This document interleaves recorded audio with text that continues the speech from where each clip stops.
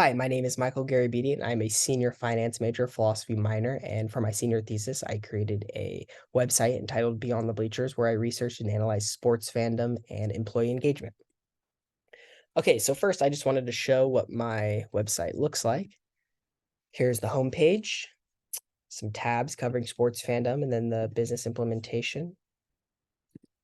Here you can see all of the posts. For instance, click here. This would be an individual post. There's 15 of them, and together they create a cohesive thesis. Um, as you can see here, first I talk about sports fandom, and then I get into the business implementation for a potential solution for increased employee engagement. Okay, so the reason I chose to research this was because of my love for sports personally, and I admire the passionate, enduring, loyal nature of sports fans and wanted to see if this could be emulated in other aspects of life. Right now, 50.5 million people voluntarily quit their jobs in 2022. At the same time, mass layoffs are going on. So I thought maybe if employees can be like sports fans, they could also they could love their work. They could be connected to their work the same way sports fans are connected to sports. So my claim, if we can create a work environment that fosters the same level of enthusiasm and dedication that avid sports fans have for their teams, employees may be happier and more engaged, which can ultimately lead to increased success for companies as a whole.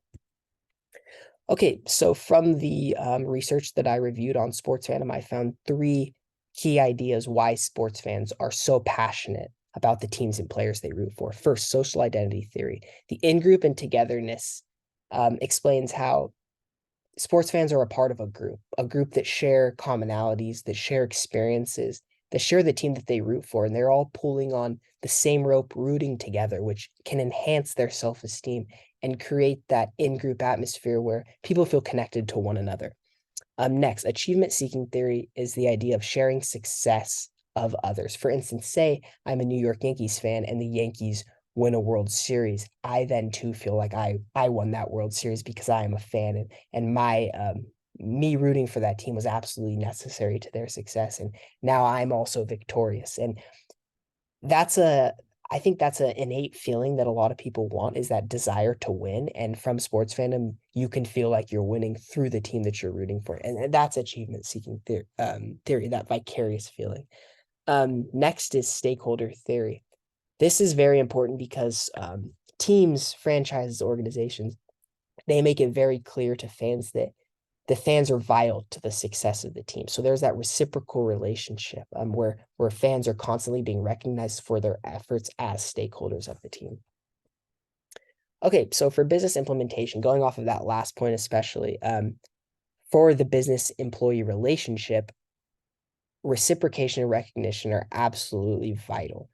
As you can see in this top picture, fan appreciation night. This would be an idea for sports fans feeling that they are being respected by the team, the player going and signing their jerseys. If this can be emulated in the corporate world, employees will feel as if they are being rewarded for their efforts, no matter their position or their role. To be appreciated, to be rewarded, is to feel valued by the company. And this should be a key implementation if companies want to emulate sports fandom. Next, sharing success. As stated, there was a quote from Christian Pulisic, a U.S. men's soccer player, where he was explaining that he could not have the team could not have done what they did without their fans. This was in a post-game interview, and he thanked them endlessly for their support. And this is sharing success with the fans, making them feel as if they are stakeholders. So companies can emulate this and do something similar, where employees are always being recognized, as I explained earlier, but at the same time, when they achieve something, they tell all of the employees that they were a big part of that success. So they feel connected to that long-term goal and they want to work harder, because when there is the success, it is shared with them. Lastly, co-opetition. I knew that competition was very important for sports fandom, so I wanted to find a framework where competition could be utilized in the workforce, and that would be co-opetition, where collaboration and competition are combined, and you find that sweet spots where only the advantages are come to the forefront. For instance, the disadvantages of unethical behavior, limited sharing for competition aren't there. But when combined with collaboration, knowledge sharing, organizational efficiency, organizational cohesion, innovation, increased performance, employee motivation, all occur.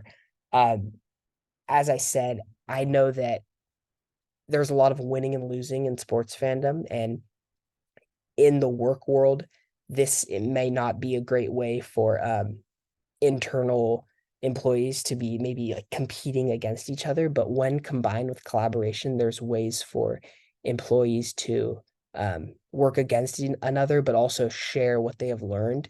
And this creates a better workforce culture where there's increased meaning, increased fulfillment from work, where one feels like they're winning and one also feels like they're part of that in-group atmosphere that I was explaining earlier. So they have that motivation to emerge victorious from their work, but at the same time, they feel that sense of belonging with all of the workforce.